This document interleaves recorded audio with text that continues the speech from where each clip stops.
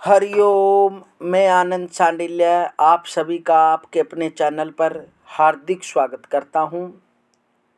सभी दर्शकों को जय महामाई की। दर्शकों, आज की वीडियो में बताएंगे कि नवरात्रों में देवी पूजा का अधिक महत्व क्यों होता है और नवरात्रों में महामाई को किस प्रकार से प्रसन्न करें और किस प्रकार से महामाई को प्रसन्न करके मन इच्छित वरदान प्राप्त करें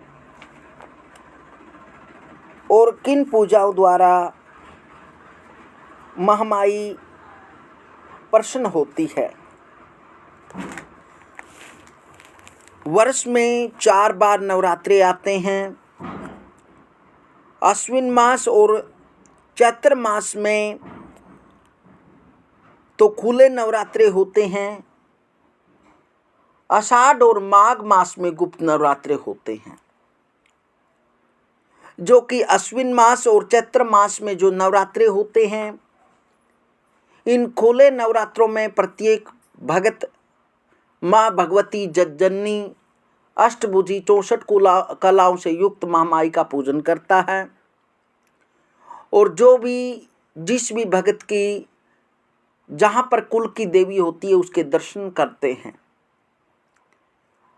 और उसके दर्शनों के उपरांत जो भी महामाई का श्रृंगार होता, नारियल होता है, वह महामाई को बड़ी प्रसन्नता के साथ उसके दरबार में जाकर महामाई को अर्पण करते हैं और महामाई उस भेंट को स्वीकार करके उस भक्त को मनवांछित फल प्रदान करती है।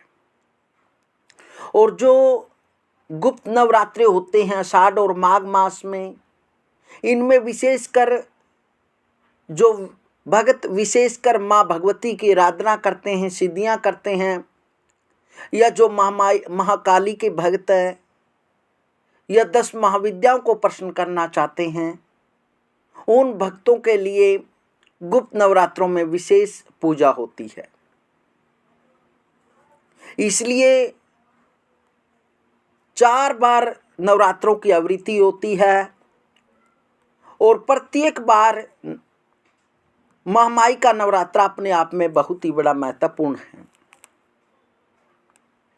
शारदीय नवरात्र तथा चैत मास के नवरात्र को बसंतीय नवरात्र कहते हैं।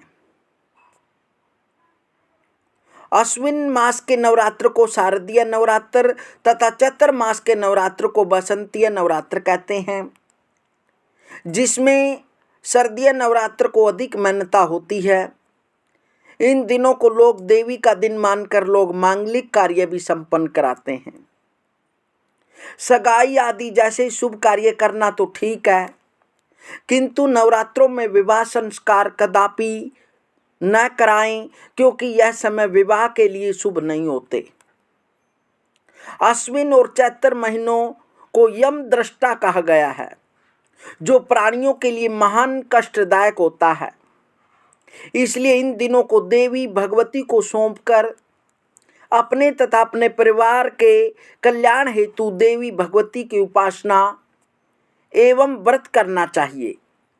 नवरात्र में की गई पूजा, जप, तप, साधना, यंत्र सिद्धियां, तांत्रिक अनुष्ठान आदि पूर्ण रूप से सफल एवं प्रभावशाली होते हैं, क्योंकि वह आदि शक्ति नवरात्रों में स्वयं मूर्तिमान होकर उपस्थित रहती है और उपासकों की उपासना का उचित फल प्रदान करती है। और चैत्र शुक्ल पक्ष की प्रतिपदा से नवमी तक की तिथियों को नवरात्र कहते हैं।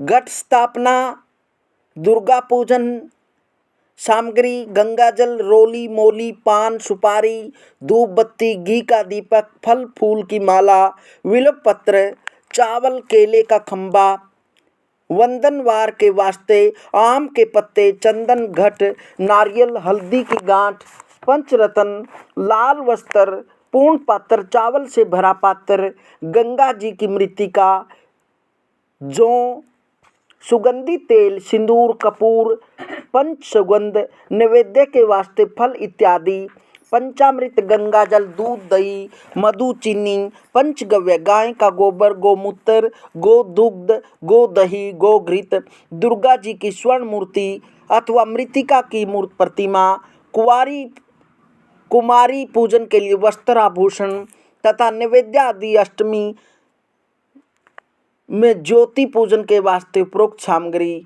अवश्य होनी चाहिए। यदि महामाई की विशेष कृपा चाहते हैं तो महामाई को पूजन के लिए यह विशेष सामग्री आपके पास एकत्रित होनी चाहिए। इस व्रत में उपासक या फलाहार आदि का कोई विशेष नियम नहीं है। प्रातः काल उठकर स्नान करके मंदिर में जाकर या घर पर ही नवरात्रों में दुर्गा का ध्यान करके महामाई की पूजा करें और नवरात्र व्रत की कथा भी अवश्य जरूर प्रतिदिन कहें या सुने। नवरात्र व्रत की कथा भक्तों इस प्रकार से है। एक बार बृहस्पति जी ने ब्रह्मा जी से कहा, ब्रह्मन, आप अत्यंत बुद्धिमान, सर्वशास्त्र और चारों वेदों को जानने वालों में श्रेष्ठ हैं। हे प्रभु, कृपा कर मेरा वचन सुनिए। चैत्र, अश्विन, माघ और आषाढ़ मास के शुक्ल पक्ष में नवरात्र का व्रत और उत्सव क्यों किया जाता है? हे भगवान, इस व्रत का फल क्या है? किस प्रकार करना उचित है? और पहले इस व्रत को किसने किया? सो विस्तार पूर्वक बताइए। बृहस्पति जी का ऐसा प्रश्न सुनकर ब्रह्मा जी कहने लगे, बृहस्पति, प्राणियों का हित करने की इच्छा से तुमने बहुत ही अच्छा प्रश्न किया है। जो मनुष्य मनोरथ पूर्ण करने वाली दुर्गा, महादेवी, सूर्य और नारायण का ध्यान करते हैं वे मनुष्य धन्य हैं। यह नवरात्र व्रत संपूर्ण कामनाओं को पूर्ण करने वाला है। इसके करने से पुत्र चाहने वाले को पुत्र, धन चाहने वाले को धन और विद्या चाहने वाले को विद्या और सुख चाहने वाले को सुख मिल सकता है। इस व्रत को करने से रोगी मनुष्य का रोग दूर हो जाता है और कारागार में पड़ा हुआ मनुष्य बंधन से छूट जाता है। मनुष्य की तमाम विपत्तियां दूर हो जाती हैं और उसके घर में संपूर्ण संपत्तियां आकर उपस्थित हो जाती हैं। बंध्य और काक बंध्य के इस व्रत के करने से पुत्र हो जाता है। ऐसा कोई भी मनोरथ नहीं है जो समस्त पापों को दूर करने वाले इस व्रत के करने से सिद्ध नहीं हो सकता। जो मनुष्य इस अलभ्य देह को पाकर भी नवरात्रों का व्रत नहीं करता है वह माता पिता से हीन हो जाता है, अर्थात उसके माता पिता मर जाते हैं, मृत्यु को प्राप्त हो जाते हैं और वह अनेक दुखों को भोगता है। उसके शरीर में कुष्ठ हो जाता है और अंगहीन हो जाता है। उसके संतान उत्पत्ति नहीं होती। इस प्रकार वह मूर्ख अनेक दुख भोगता है। इस व्रत को न करने वाला निर्दयी मनुष्य धन और धन्य से रहित हो भूख और प्यास के मारे पृथ्वी पर घूमता है और गूंगा हो जाता है। जो स्वागिन स्त्री भूल से इस व्रत को नहीं करती है वह पति से हीन होकर नाना प्रकार के दुखों को भोगती है।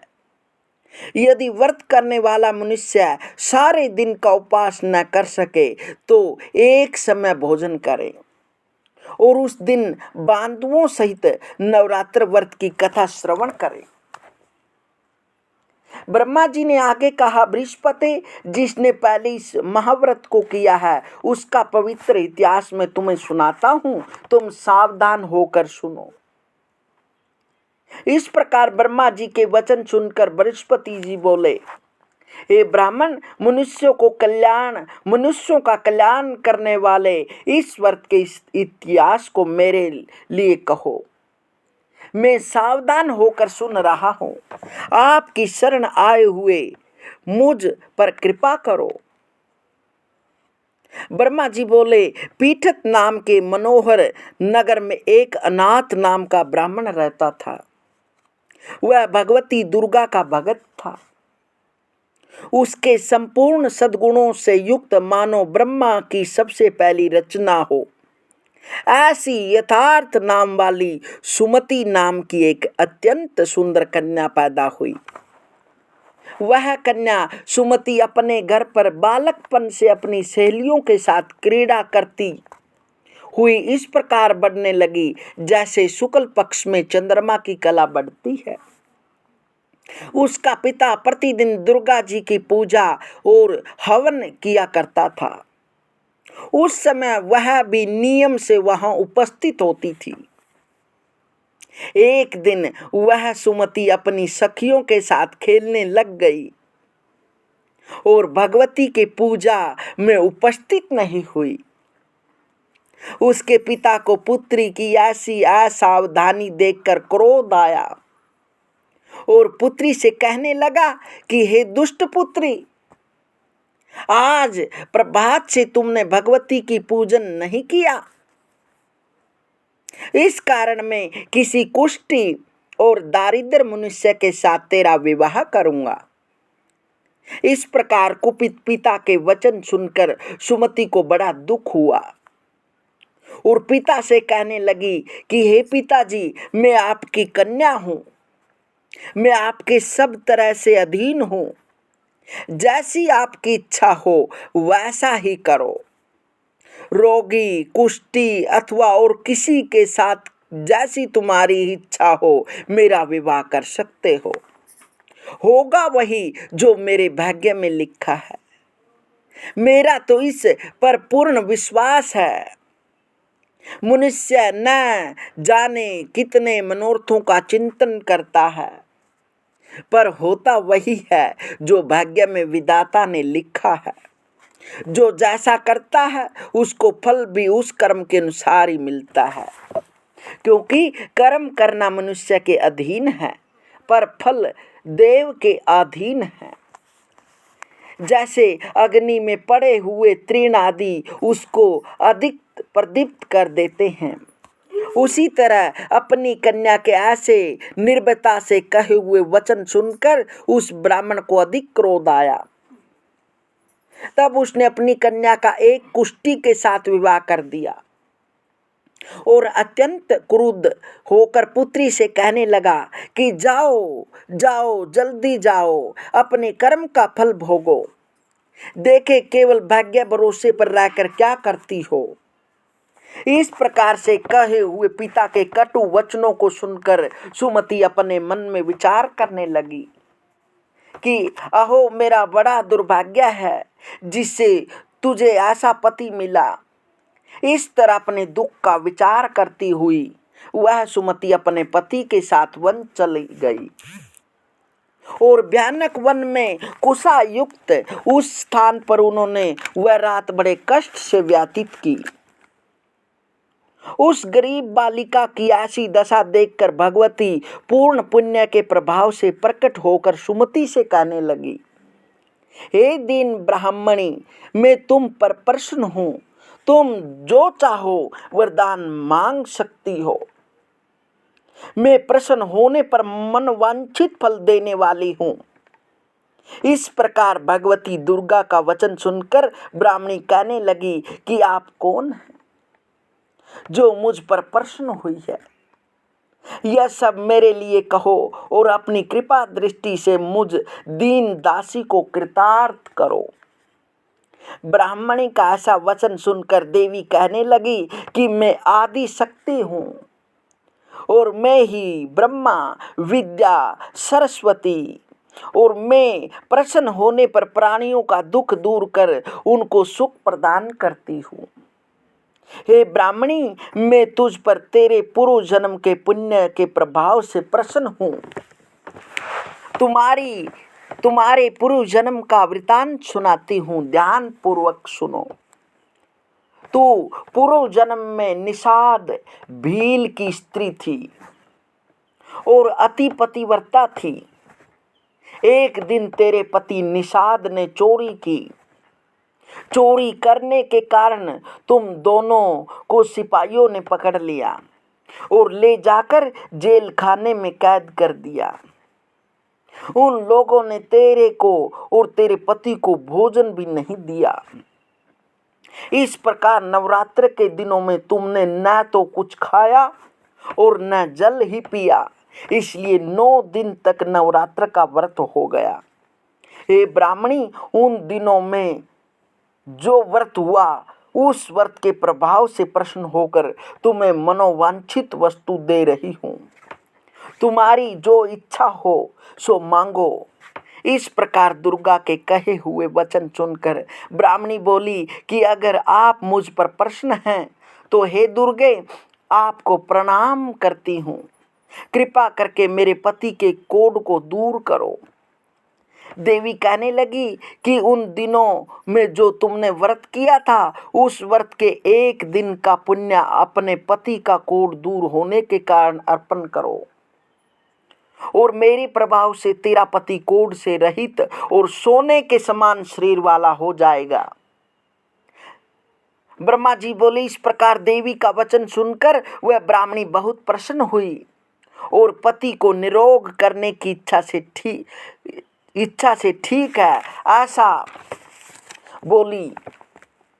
तब तक उसके पति का शरीर भगवती दुर्गा की कृपा से कुष्ठहीन होकर अति कांति युक्त हो गया, जिसकी कांति के समान चंद्रमा की कांति भी अक्षीण हो जाती है।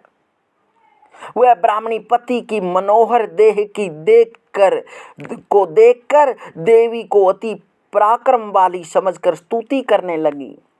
हे दुर्गे, आप दुर्गत को दूर करने वाली, तीनों जगत कष्ट संताप हरने वाली, समस्त दुखों को दूर करने वाली, रोगी मनुष्यों को निरोग रखने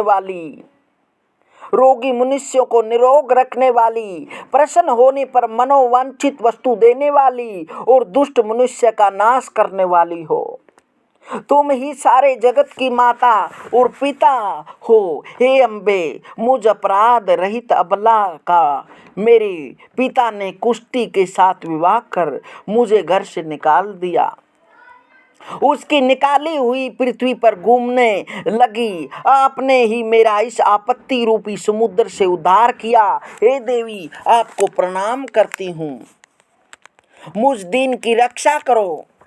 ब्रह्मा जी बोले कि हे बृहस्पति, इस प्रकार उस सुमति ने मन से देवी की बहुत स्तुति की। उससे की हुई स्तुति सुनकर देवी को बहुत संतोष हुआ। वो ब्राह्मणी से कहने लगी, हे ब्राह्मणी, तुम्हारे उद्दालक नामक का एक अति बुद्धिमान, धनवान, कीर्तिवान और जितेंद्रिय पुत्र शीघ्र ही होगा। ऐसा कहकर वह देवी उस ब्राह्मणी से फिर कहने लगी कि हे ब्राह्मणी, और जो कुछ तेरी इच्छा हो वही मनोवांछित वस्तु मांग सकती है। ऐसा भगवती दुर्गा का वचन सुनकर सुमति बोली, हे भगवती दुर्गे, अगर आप मेरे ऊपर प्रसन्न हैं तो कृपा कर मुझे नवरात्रि व्रत विधि बताइए। हे दयावती, जिस विधि से नवरात्र व्रत करने से आप प्रसन्न होती हैं उस विधि और उसके फल का मेरे लिए विस्तार से वर्णन करें। इस प्रकार ब्राह्मणी के वचन सुनकर दुर्गा कहने लगी कि हे ब्राह्मणी, मैं तुम्हारे लिए संपूर्ण पापों को दूर करने वाली नवरात्र व्रत विधि को बतलाती हूँ, जिसको सुनने से तमाम पापों से छूटकर मोक्ष की प्राप्ति हो जाती है। तुम ध्यान से सुनो। अश्विन मास के शुक्ल पक्ष की प्रतिपदा या चैत्र मास के शुक्ल पक्ष की प्रतिपदा से लेकर 9 दिन तक विधि पूर्वक व्रत करें। यदि दिन भर का व्रत न कर सके तो एक समय का भोजन करें। पढ़े लिखे ब्राह्मणों से पूछकर घट स्थापन करें और वाटिका बनाकर उसको प्रतिदिन जल से सींचें। महाकाली, महालक्ष्मी, महासरस्वती की मूर्तियां बनाकर उनकी नित्य विधि सहित पूजा करें और पुष्पों से विधि पूर्वक अर्घ दे। बिजोरा के फूल से अर्घ देने से रूप की प्राप्ति होती है। जायफल से कीर्ति, दाख से कार्य की सिद्धि होती है। आंवले से सुख प्राप्त होता है और केले से भूषण की प्राप्ति होती है। इस प्रकार फलों से अर्घ देकर यथा विधि हवन करें। खांड, घी, गेहूं, शहद, जौ, तिल, बिंब, नारियल, दाख और कदम, इनसे हवन करें। गेहूं से होमन करने से लक्ष्मी की प्राप्ति होती है। खीर व चंपा के पुष्पों से धन और पत्तों से सुख की प्राप्ति होती है। पत्तों से तेज और सुख की प्राप्ति होती है। आंवले से कीर्ति और केले से पुत्र प्राप्त होता है। कमल से राज सम्मान और दाखों से सुख संपत्ति की प्राप्ति होती है। खांड, घी, नारियल, शहद, जौ और तिल, इनसे तथा फलों से होमन करने से मनोवांछित वस्तु की प्राप्ति होती है। व्रत करने वाला मनुष्य इस विधान से होम कर आचार्य को अत्यंत नम्रता के साथ प्रणाम करें और यज्ञ की सिद्धि के लिए उसे दक्षिणा दे। इस महाव्रत को पहले बताई हुई विधि के अनुसार जो कोई करता है उसके सब मनोरथ सिद्ध हो जाते हैं। इसमें तनिक भी संशय नहीं है। इन 9 दिनों में जो कुछ दान आदि दिया जाता है उसका करोड़ों गुना फल मिलता है। इस नवरात्र के व्रत करने से ही अश्वमेध यज्ञ का फल मिलता है। हे ब्राह्मणी, इन संपूर्ण कामनाओं को पूर्ण करने वाली उत्तम व्रत को तीर्थ, मंदिर अथवा घर में ही विधि के अनुसार करें। ब्रह्मा जी आगे बोले, बृहस्पति इस प्रकार ब्राह्मणी को व्रत की विधि और फल बतलाकर देवी अंतर्ध्यान हो गई। जो मनुष्य या स्त्री इस व्रत को विधि पूर्वक करता है वह इस लोक में सुख पाकर अंत में दुर्लभ मोक्ष की प्राप्ति करता है। हे बृहस्पति, यह दुर्लभ व्रत का महत्व मैंने तुम्हारे लिए बताया। ब्रह्मा जी के वचन सुनकर बृहस्पति जी आनंद के कारण रोमांचित हो गए और ब्रह्मा जी से कहने लगे, हे ब्रह्मा जी, आपने मुझ पर अति कृपा की जो अमृत के समान इस नवरात्रि का महत्व सुनाया। प्रभु, आपके बिना और कौन इस महात्म्य को सुना सकता है। ऐसे बृहस्पति जी के वचन सुनकर ब्रह्मा जी बोले, हे बृहस्पति, तुमने सब प्राणियों का हित करने वाले इस अलौकिक व्रत को पूछा है, इसलिए तुम धन्य हो। यह भगवती शक्ति संपूर्ण लोगों का पालन करने वाली इस महादेवी के प्रभाव को कौन जान सकता है। जय श्री जगदम्बे। दर्शकों, अगली वीडियो में आपको दुर्गा के 9 रूपों की कथा सुनाएंगे और एक विशेष वीडियो भी डालेंगे, क्योंकि काफ़ी भक्तों ने कमेंट किया है कि सिद्ध कुंजिका स्तोत्र के पाठ का फल किस प्रकार प्राप्त करें और सिद्ध कुंजिका के पाठ को करके किस प्रकार महामाई की कृपा प्राप्त करें। आगे उस वीडियो में बताएंगे। तब तक हरिओम, जय महामाई की।